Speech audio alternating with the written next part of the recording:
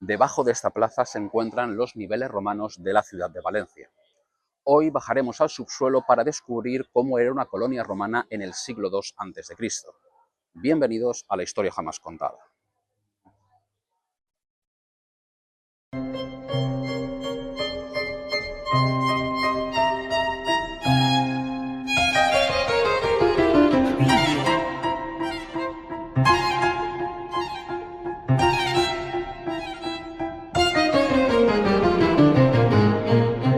El centro arqueológico de la Almoina hoy en día es uno de los lugares patrimoniales más importantes de la ciudad de Valencia. Vicente Escribá, el antiguo director de las excavaciones y hoy en día director de este centro arqueológico, nos lo explica en primera persona. Es el espacio de referencia para conocer el origen de la ciudad de Valencia. En realidad la Almoina es el yacimiento arqueológico por excelencia de la ciudad, es el espacio musealizado más importante por lo que hace referencia a la arqueología valenciana y evidentemente es un espacio emblemático que nos cuenta las diversas fases por las que ha pasado la ciudad, desde la época fundacional hasta la actualidad.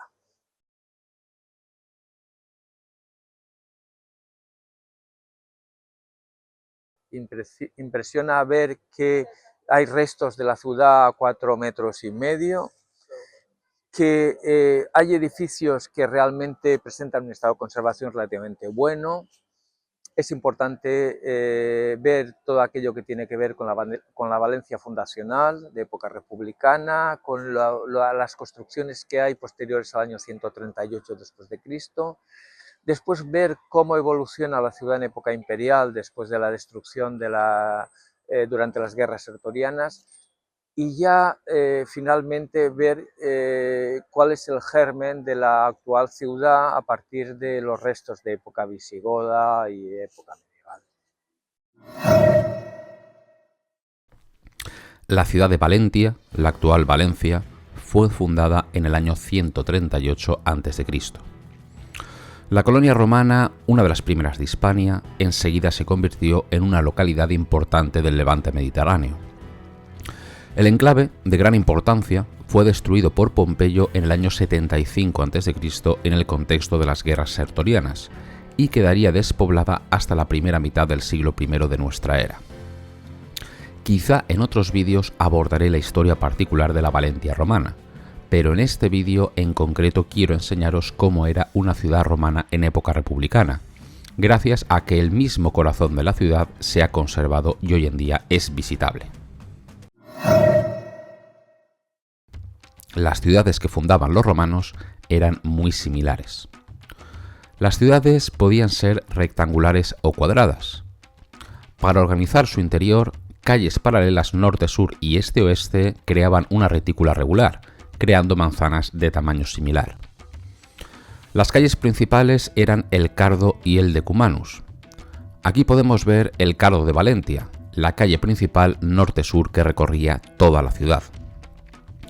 En cada esquina podríamos encontrar fuentes públicas como esta que se ha conservado, donde los habitantes de la ciudad se abastecían de agua.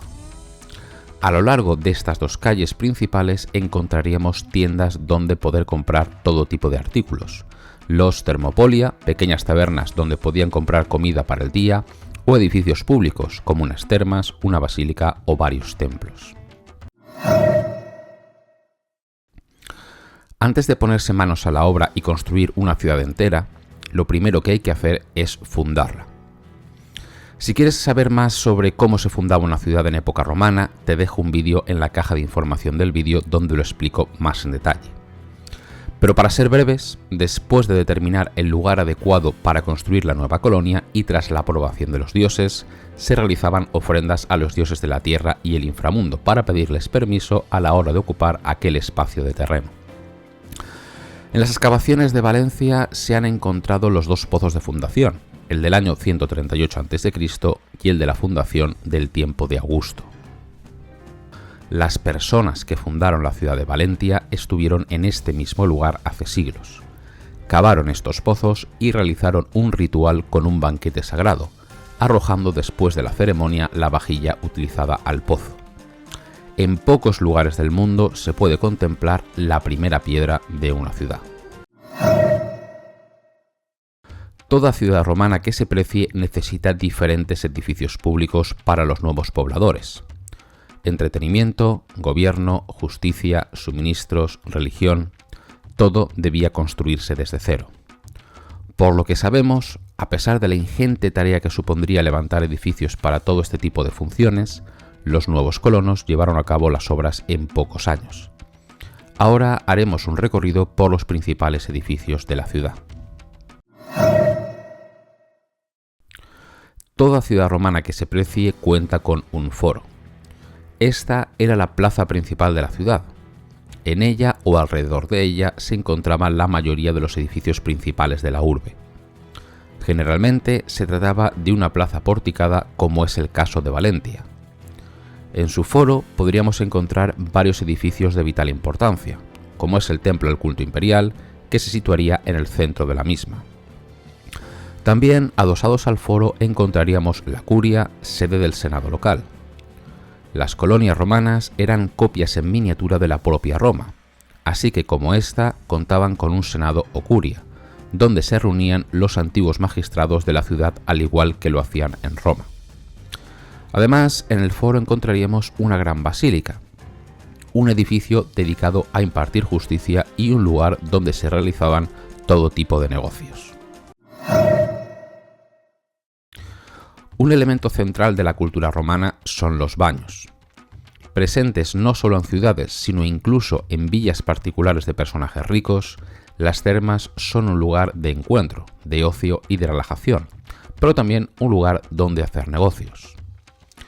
Las termas tenían diferentes salas, cada una tenía una función concreta. Esta estructura compartimentada también se aprecia en las termas republicanas de Valentia.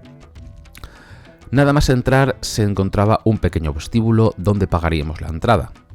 Desde ahí nos encaminaríamos al fondo de la instalación al apoditerio, es decir, al vestuario.